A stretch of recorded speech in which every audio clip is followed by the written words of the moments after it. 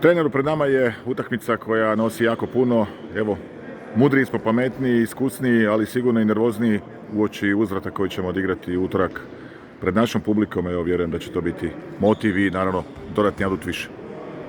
Neki bi rekli utakmica života što se tiče Europe za nas, za ovu sezonu. Da, je, u pravu ste, znači utakmica koja puno donosi, odnosi. U pitanju je grupna faze Lige EHF. To je bila prije sezone i još u tom trenutku je naša velika želja. Znamo da, kako bi rekao, baš nije najbolji startni položaj, znači kreći ćemo sa -6, ali kao što sam rekao, mislim da smo jako dobro trenirali, da smo se dobro pripremali, dobro analizirali ekipa Azoti Polavija koja je stvarno odigrala jednu jako dobru utakmicu.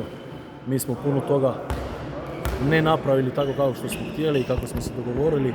Sve smo to izanalizirali i sad je ispred nas jedna zahtjevna naloga koju moramo odraditi na maksimumu, odnosno na optimumu ili barem blizu toga ako želimo pobijediti sa tom razlikom.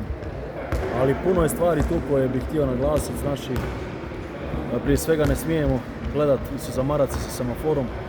Moramo misliti na naše zadaće, odraditi to maksimalno na terenu, napraviti sve da ekipa Azotija zabije što manje golova, da ih spriječimo u bilo kakvoj tranziciji i da sami sebi kroz to ono što sam rekao napravimo mogućnosti da možemo poentirati, da možemo povući kontru, polukontru, da možemo pametno odigrati na njihovu postavljenu zonu i sve su to stvari koje moraju biti, kao što sam prije rekao, na optimumu da bi bilo dovoljno za prolaz. Mislim da smo spremni za to.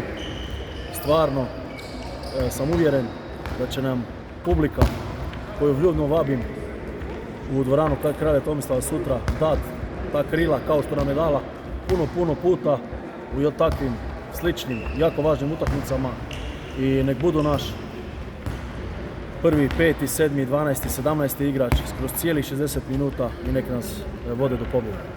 Ponovit ćemo scenarij iz prošle godine, nažalost. Evo, opet će biti na najteži mogući način proći u grupnu fazu, ali evo, mislim da smo puno toga mi zapravo njima dali i na neki način će ta psihološka prednost biti sigurno na njihovoj strani, dolaze sa +6, a na drugu stranu mislim da ne možemo im više toliko dati, odnosno odigrati tako loše.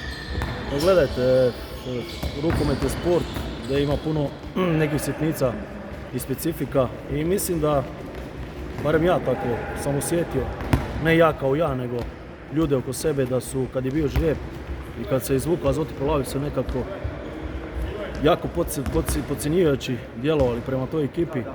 Ja još jednom kažem da znam tu ekipu, bio sam jedan od kandidata da preuzmem to mjesto, znam u kakvim se novcima radi, znam šta mogu dati i ekipa na kraju krajeva Azotija je to i pokazala protiv nas u prvoj utakmici jer teren sve pokaže, ali kao što ste rekli, mislim da ako ćemo mi biti Nekse kao što ga znamo u najboljem svetlu, onda je tu sve otvoreno i moguće.